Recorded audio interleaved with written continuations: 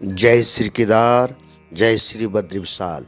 नए वीडियो के साथ, नई उमंग के साथ आज की वीडियो प्रारंभ करते हैं।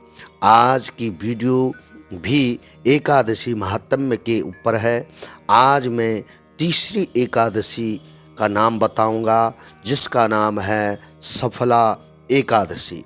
यह सफला एकादशी पोष मास के कृष्ण पक्ष की एकादशी होती है, जिसका नाम है सफला एकादशी। जो मैंने कहा कि पोष माह के कृष्ण पक्ष की एकादशी का नाम है सफला एकादशी। तो इस एकादशी का महात्म्य आप श्रवण करें।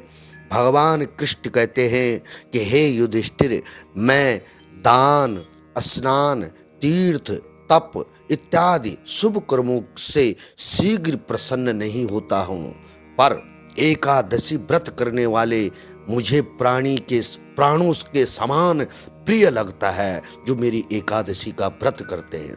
पौष मास के कृष्ण पक्ष की एकादशी का नाम सफला एकादशी है। यह सर्व कार्यों को सफल बनाने वाली है। इसमें नारायण जी की पूजा होती है। भगवान नारायण की पूजा करनी चाहिए।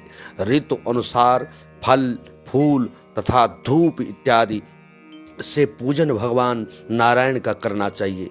महात्म्य की कथा भी कहता हूँ। हे युधिष्ठिर, प्रेम से तुम्हें इसे श्रवण करो। चंपावती नगर में एक महिष्यमान नाम का राजा रहता था। वह वहाँ राज्य करता था और उसके 4 पुत्र थे। बड़े पुत्र का नाम लुम्पक था। वह बड़ा दुराचारी था।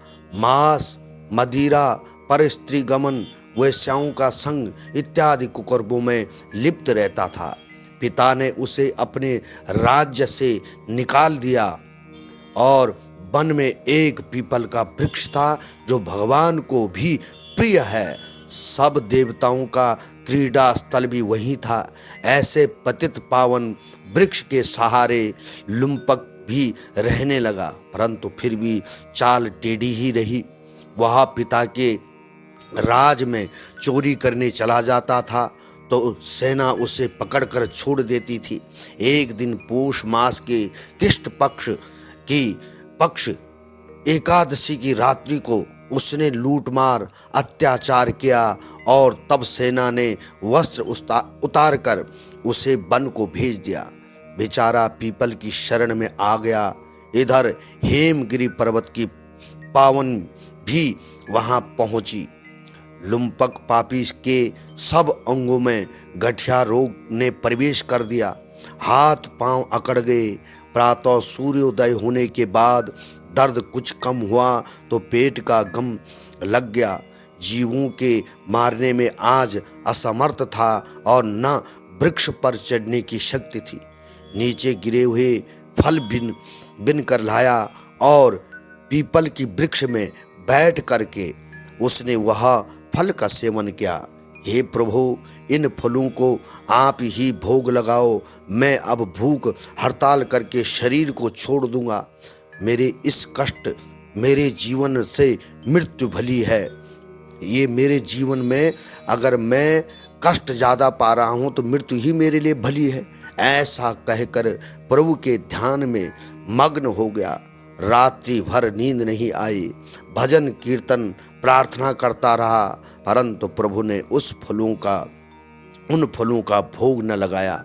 प्रातःकाल हुआ तो एक दिव्य अश्व आकाश से उतरकर उसके सामने प्रकट हुआ और आकाशवाणी द्वारा नारायण जी कहने लगे, तुमने अनजाने से सफला एकादशी का व्रत किया। उसके प्रभाव से तेरे समस्त पाप नष्ट हो गए। जैसे अग्नि को जानकर या अनजाने हाथ लगाने से हाथ जल जाते हैं, वैसे ही एकादशी भूल कर व्रत रखने से भी अपना प्रभाव दिखाती है।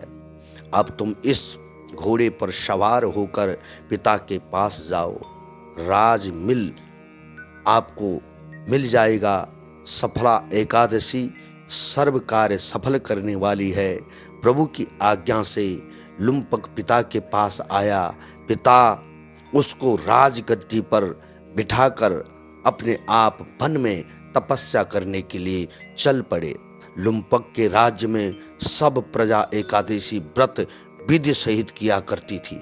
सफला एकादशी के महात्म्य को सुनने से अश्वमेध यज्ञ का फल प्राप्त होता है और इस दिन तिल और गुड़ का प्रसाद, दूध दही से बनी मिठाई, फल और मेवा आप ले सकते हैं।